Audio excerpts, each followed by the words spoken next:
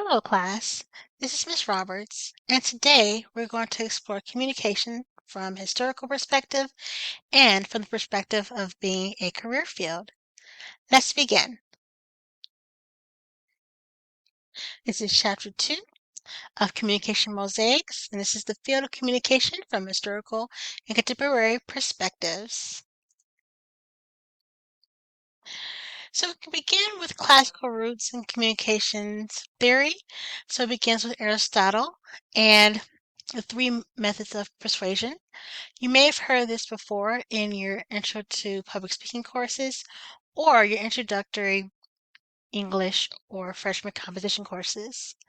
So first we have ethos, the speaker's credibility, pathos, the emotional appeals, and logos, logic and reasoning. And when you think of these persuasive appeals and why it has lasted for so long, is because it makes sense. When you think about the relationship between a speaker and their audience. In order for a speaker to be persuasive, there has to be trust. So that's where the ethos comes in. But also, in order to persuade the audience even further, connecting to basic emotions such as happiness, sadness, fear can help connect the audience to the message and persuade them to take action. But it also has to make sense. Why are you getting the audience to commit to a certain thought process or action? By using the combination of these three, we can be persuasive and use communication to our most ability. But moving away from the classical historical perspective of communication studies, as time went on, schools and the professional fields alike began to realize that studying communication in and of itself is valid and is valid of more further study. So when we think about the roots in communication studies, we can start with the National Association for Teachers of Public Speaking, founded in 1914. So we began with this public speaking roots, but since then, the field of communication has expanded to other territories, and I'm going to talk about that in a little bit. So when we think about John Dewey, we're thinking about the 20th century philosophy of being open to communicate and how communication can further society and further our world. So in addition to having these organizations and having a bigger awareness of communication as its own field and why it's worthy to be studied, we then had an offshoot of the Speech Teachers of America. Then prior to the National Associations of Teachers in Public Speaking, we also had journalism and mass communication. So this is where the offshoots of communication comes from. Mass communication, journalism, public speaking, and others.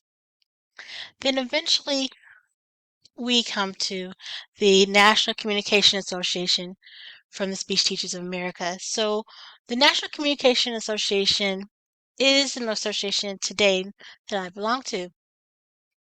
And instructors in the humanities and others are a part of the National Communication Association. And if you want more information, you can look that up yourself.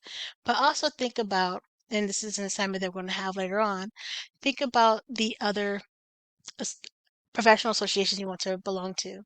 I'll give you an example. In addition to belonging to the National Communication Association of America, I also belonged to the Public Relations Student Society of America. So, for example, in my undergraduate career at Cal Poly Pomona, my degree was in communication studies, but also with the emphasis of public relations. So I joined that organization as well for news about the professional field, mentorship, and job opportunities.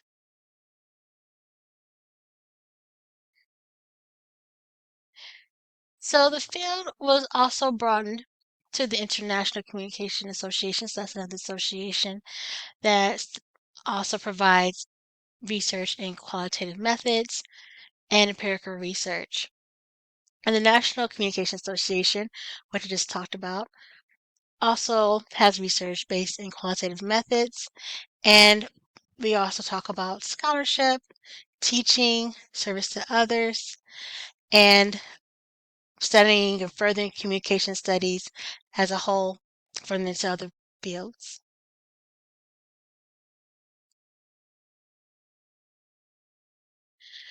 So I mentioned the terms qualitative and quantitative research. Let me give you a brief overview of what that means. You may be familiar with quantitative research when we think of hard numbers types of research, whether it be surveys, we're studying numbers, frequency of a phenomenon, quantity, excuse me, and the amount. So when you are looking at stats that deals with percentages, fractions, dealing with how much of something happens, to what degree something happens, then we have quantitative research.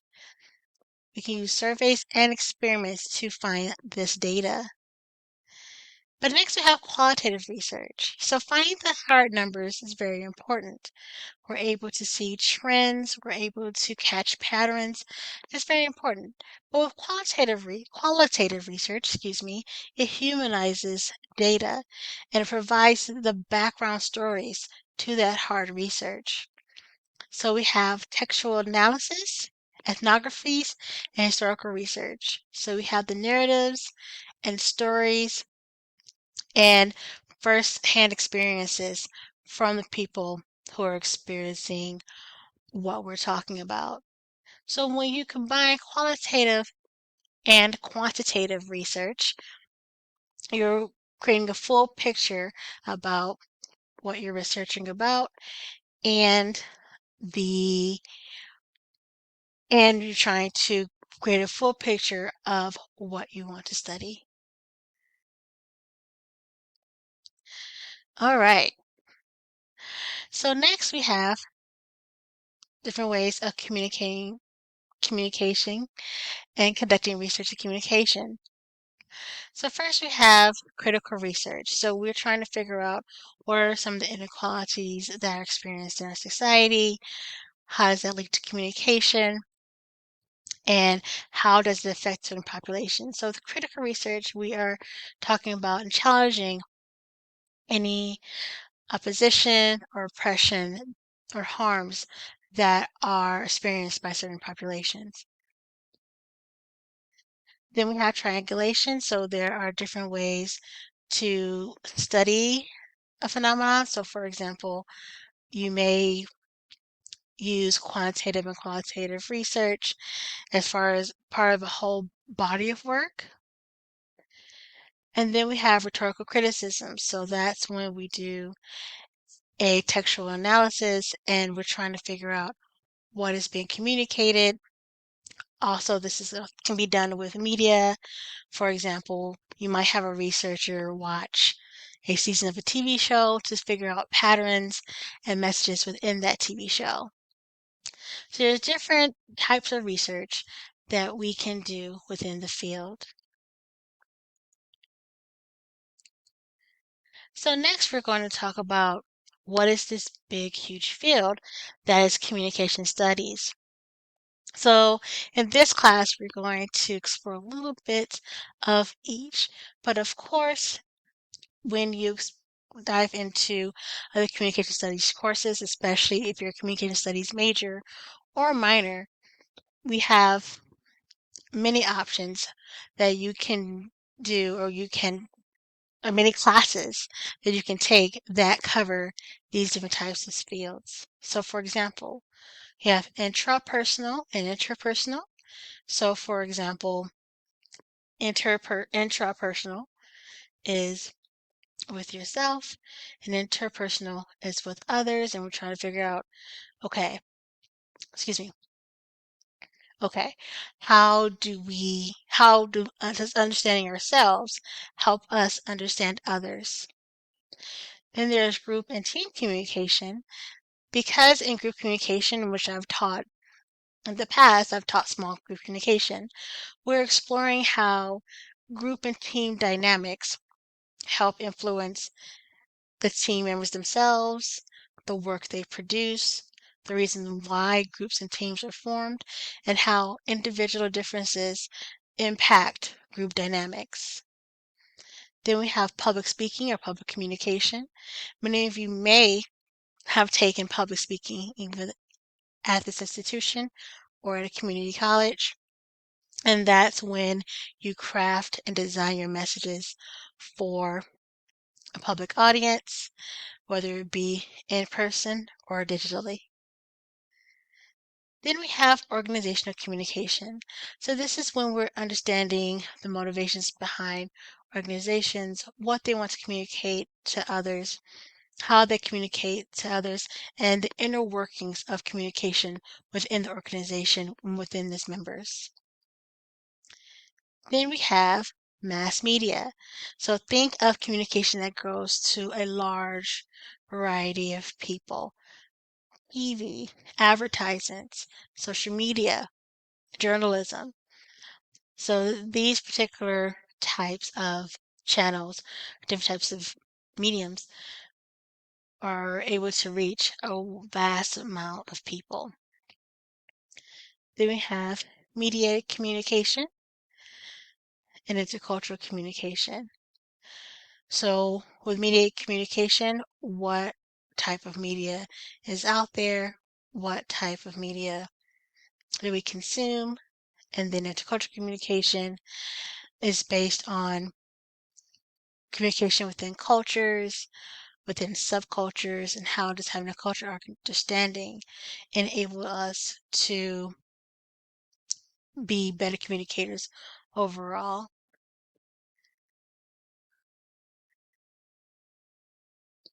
So some additional areas of study is communications ethics. So I took this class in college. Especially when you're dealing with mass communication, what information you produce for a mass audience can affect them, can affect their lives, and we want to make sure we're acting ethically in the best interest of our audience. There's also health communication. How do we promote healthier lives, healthier living? How do we promote health initiatives to the masses? Then we have journalism, making sure we get the news to other people. Performances such as poetry and public speaking. Think about spoken word poetry. That can be an area of communication where we're combining our field with artistic pursuits. Religious communication, so how do different religious organizations communicate their messages to their audiences? And then speech and hearing. So we have speech pathology, we have the science, that's when we combine communication with the sciences, where we're trying to understand the mechanisms of speech, mechanisms of hearing, and making sure that we are able to do so.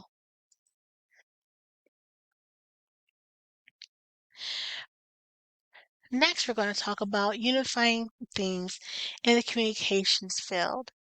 So, for example, within all of the different types of fields that I just listed, here are some things that we share with all of them. We have symbolic activities. So this is the basis of language, thinking, and nonverbal communication, meaning, interpretation of events, situations, experiences, relationships, and ethics, moral principles, and codes of conduct. So with communication studies, we don't just focus on spoken word or written word. We focus on both. We focus on other parts such as nonverbal communication. So how does our bodies and gestures tell a story or tell others what we're feeling or thinking? How can we use nonverbal communication in an intercultural sense because different gestures mean different things. We talk about linguistics, talk about what's the meaning, what are the meanings behind certain messages. Speaking of meanings, we are studying interpretation of events, especially when we're thinking about when we consume content and when we spread or share content. We also talk about situations, experiences, and relationships because communication helps us build and create relationships. But we can also know that words have power. So with great power comes great responsibility. So therefore we must be ethical in what we do and what we say. Make sure we have the best interest of the people that we are communicating to.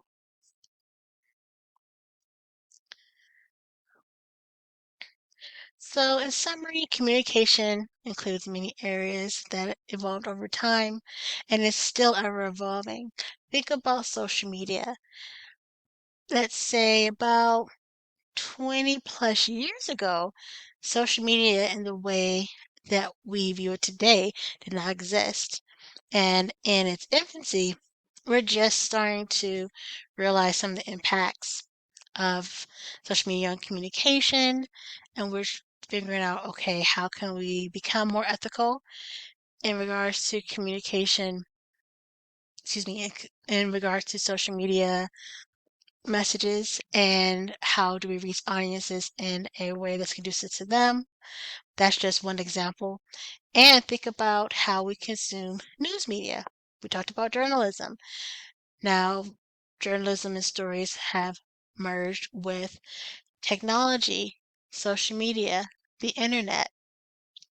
So the journalism classes that you take today was not the journalism classes of yesteryear because technology and people's preferences of getting the news and what constitutes news and who creates content for the news has pushed the needle forward.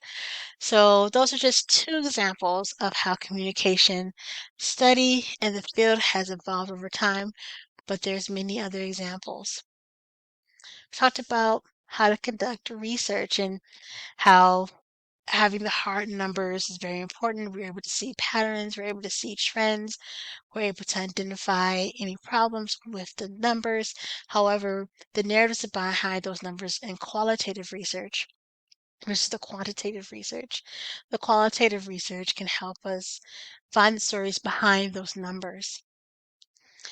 And there are many areas that in the modern field of communication, this class will help us explore a few of them. However, excuse me, however, with other courses on campus and other resources online, you can figure out which type of communication studies field that you want to explore and explore many of them. Just because you are in one part of communication studies field, you can try others, major or minor. I'll give you an example. I began my career in public relations, social media management, and now I teach and I love teaching. So even if you start in one part of the field, you can definitely open up to many parts of the field because there's so many things you can do. Communication as a field and as an academic subject is so versatile, and that's the really great part about it. Thank you so much for spending your time with me. And of course, if you have any questions, please let me know and enjoy your day. Thank you. Bye.